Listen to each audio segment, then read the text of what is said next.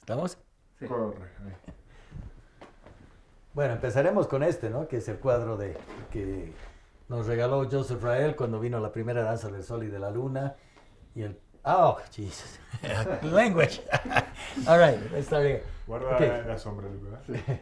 This is the painting that we were referring to before, that beautiful painted arrow gifted this Kiva when he came to install the first sun moon dance in Bolivia, with the condor and eagle representation sitting on a bowl of maize, which is a blessing, and which foreshadowed this amazing miracle that happened here and that we are very blessed by.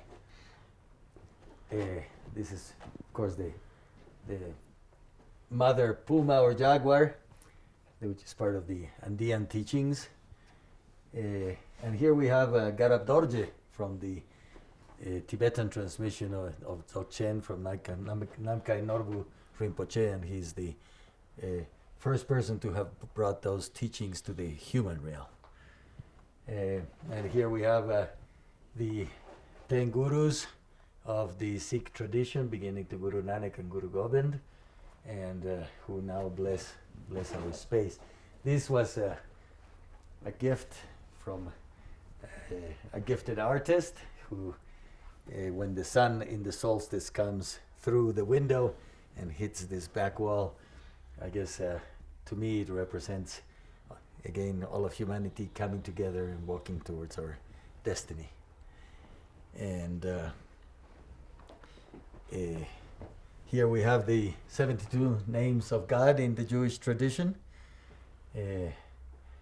which actually came to me very late in life. I was always wondering how come, having been born Jewish, though not really raised religious in any way, I never have met a teacher in my own tradition or in my own lineage. And much later I connected with the Kabbalah and with a true living lineage.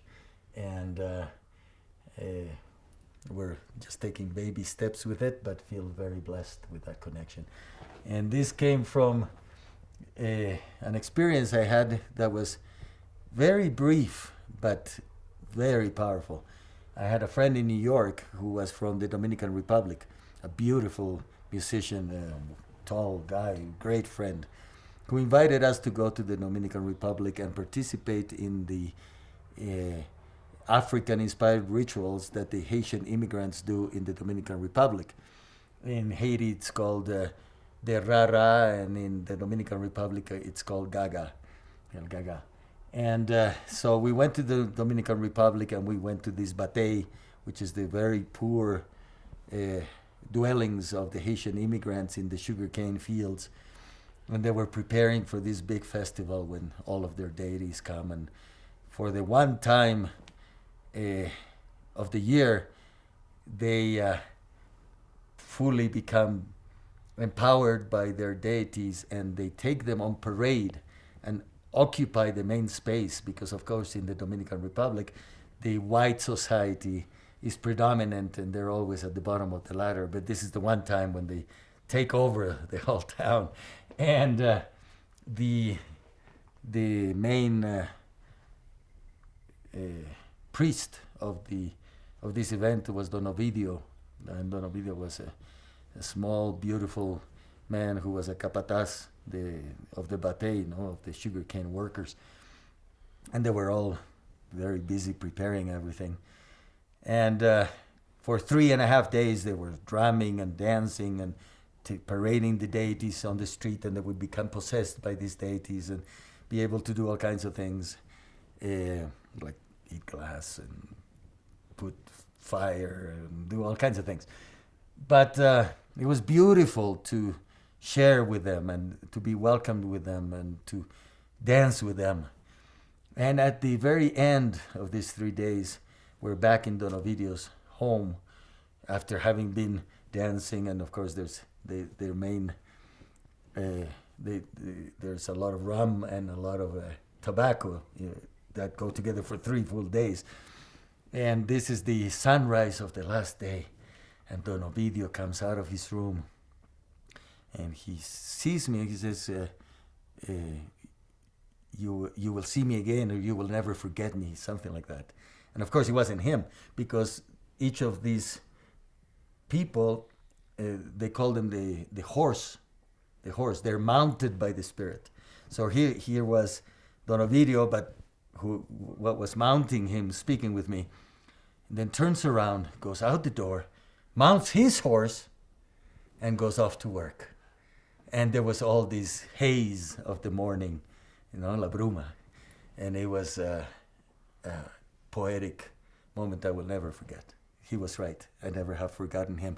And his main deity was Grand Bois, the great being of the forest, which in many ways relates to our ayahuasca work and all the beings of the forest that are helping humanity heal.